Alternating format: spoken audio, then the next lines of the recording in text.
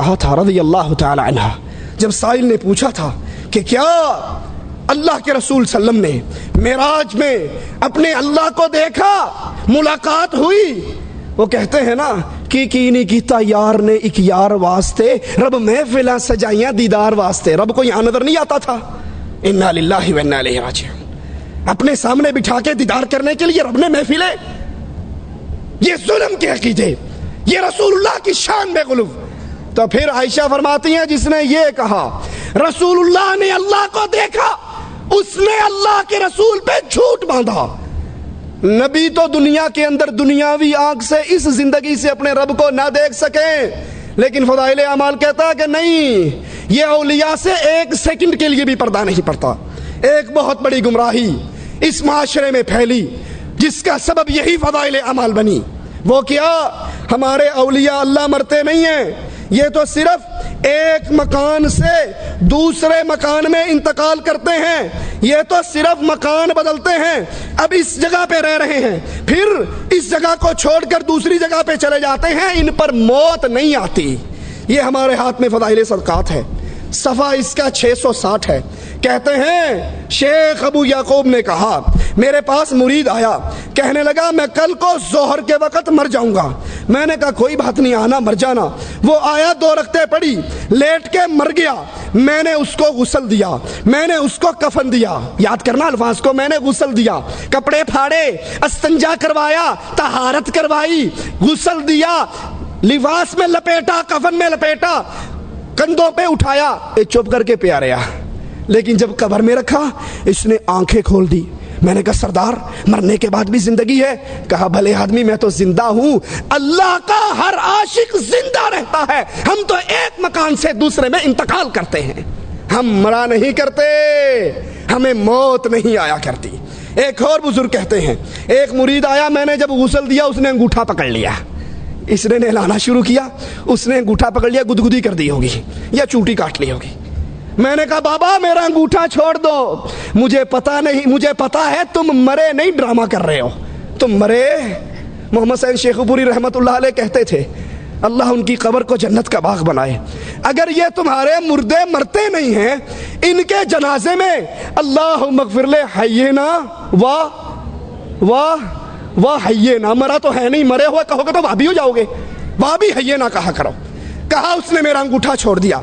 ابن جلا کہتے ہیں ایک بزرگ آئے، میں نے ان کو پھٹے پہ رکھا نہلانے کے لیے، کہکا مار کے ہنسنے لگ گئے، ایک انگوٹھا پکڑ رہا ہے، ایک آنکھیں کھول رہا ہے اور ایک ہنس رہا ہے۔ یہ 671 پہ ایک اور کا واقعہ سنیے۔ ابو سعید کہتے ہیں ایک مرتبہ مکہ میں تھا، حرم سے نکلا، دروازے سے باہر ایک نہایت خوبصورت آدمی کو مرے ہوئے پڑا ہوا دیکھا۔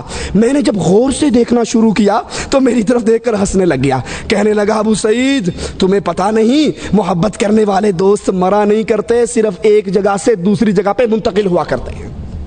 محمد الرسول اللہ صلی اللہ علیہ وسلم ابھی شیخ فرما رہے تھے، عمر نے تلوار نکال کر کہا رضی اللہ عنہ وارضا، جس نے کہا محمد مر گئے صلی اللہ علیہ وسلم گردن کو کاٹ ڈالوں گا۔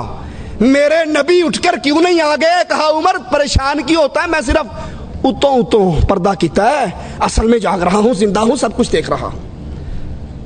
اگر تمہارے بزرگ انگوٹھے پکڑ سکتے ہیں، فاطمہ نے 6 مہینے رسول کی زندگی کے بعد زندگی پائی، کسی نے فاطمہ کو مسکراتے نہ دیکھا۔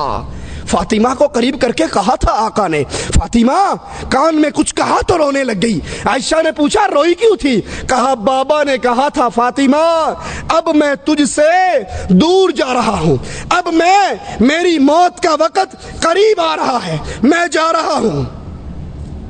دوبارہ کہا جنت میں سب سے پہلی میری ملاقات تجھ سے ہونی ہے۔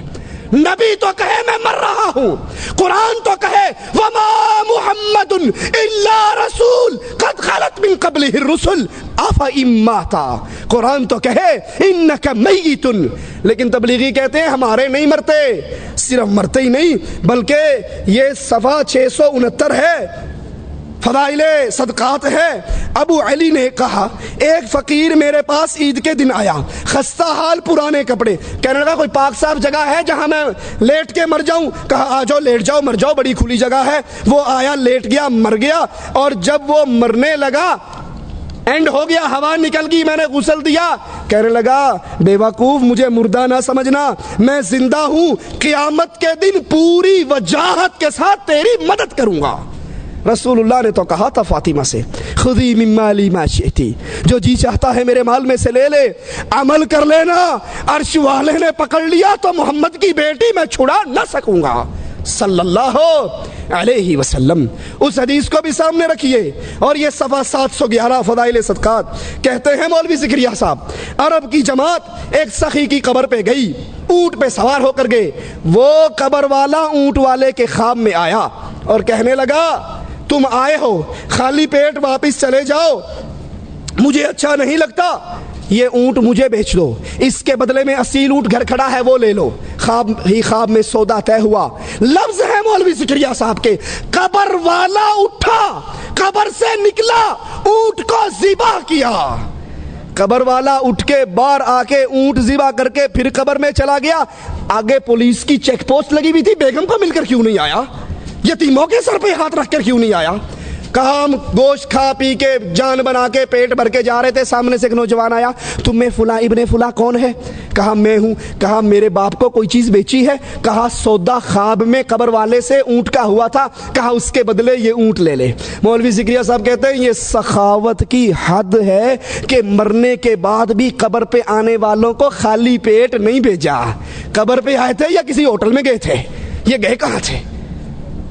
قرآن سے سنیے، أَلَمْ يَرَوْا كَمْ أَهْلَكْنَا قَبْلَهُمْ مِنَ الْقُرُونِ أَنَّهُمْ إِلَيْهِمْ لَا يَرْجِعُونَ، ان سے پہلے ہم نے کتنے ہی لوگوں کو مارا ہے، کتنی ہی بستیاں ہلاک ہوئی ہیں۔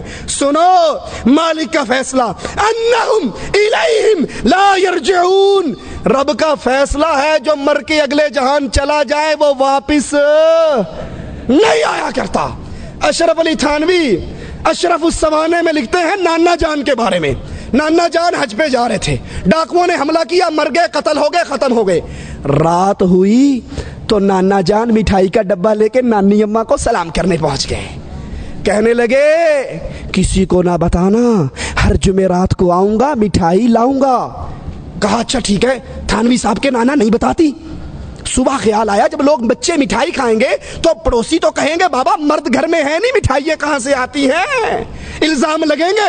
کہا بھائی نہیں، پریشان نہیں ہو۔ رات تھانوی کا نانا آیا تھا۔ تھانوی صاحب کہتے ہیں اس کے بعد نانا جان پھر ساری عمر ہمارے گھر میں دوبارہ نہیں آئے۔ یہ تھانوی کا نانا آیا تھا۔ قرآن کہتا ہے جو مر گئے وہ حرام علی قریۃ اہلکناها انہم لا یرجعون، جو مر گئے وہ واپس نہیں آیا کرتے۔ پوچھو یہ آنے والا کون ہے؟ جو مر کے اللہ کے دربار میں چلا گیا وہ واپس نہیں آتے۔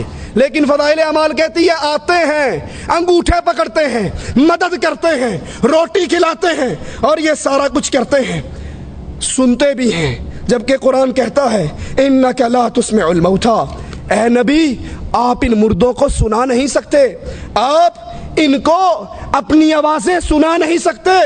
فضائل اعمال کو سینے سے لگانے کی وجہ سے پانچویں بڑی گمراہی اس اہل ایمان، اہل اسلام قوم میں قرآن کو چھوڑنے کی وجہ سے جو داخل ہوئی وہ یہ کہ قبر پرستی کی کھلی ہوئی دعوت دی گئی۔ قبر پرستی کی دعوت، بزرگوں سے، مرے ہوئے بزرگوں سے مدد مانگنے کی دعوت، ان سے مسائل حل کروانے کی دعوت، یہ فضائل صدقات ہے۔ صفحہ اس کا 716 ہے۔ کہتے ہیں ہمارے ایک آدمی تھے مصر میں، ایک صاحب خیر، کوئی دلیل نہیں، ایک بندہ آواز پہ یہاں دیے، مصر میں ایک صاحب خیر ضرورت مند فقیروں کو چندہ اکٹھا کر کے دیتے تھے۔ ایک فقیر آیا، چندہ مانگا، کہیں سے نہ ملا، ہر جگہ سے مانگا، آخر میں ایک سخی کی قبر پہ جا کر بیٹھ کر سارا حال سنا دیا کہ یہ غریب ہے، اس کو کچھ نہیں مل رہا، اور آ کر اپنے پاس سے 1 دینار توڑا، آدھا اس کو دیا، آدھا جیب میں رکھا۔ رات کو یہ قبر والا خواب میں آیا، کہنے لگا اس وقت مجھے بولنے کی اجازت نہیں تھی، میں نے باتیں تیری ساری سن لی تھی، بولنے کی اجازت نہیں تھی، میرے گھر میں جاؤ، انہیں کو چولہے کے نیچے جو مرتبان ہے وہ پھاڑو اور وہاں سونے اور شرفی دفن ہے وہ مجھے دے دو۔ یہ گئے، جگہ پھاڑی، سونا نکالا اور پھر ان گھر والوں سے کہنے لگا خواب کی بات ہے، حقیقت نہیں ہوا کرتی، تم سونا رکھ لو۔ کہا بڑی بے غیرتی ہے، وہ مر کے بھی سخاوت کر رہا ہے اور ہم زندے اس پہ قبضہ کر لیں۔ قبر والے پر جاؤ، قبر والے کے پاس بیٹھو اور وہاں جا کے اپنی مشکل سناؤ۔ یہ فضائل حج ہے ہمارے ہاتھ میں، اس کا صفحہ 158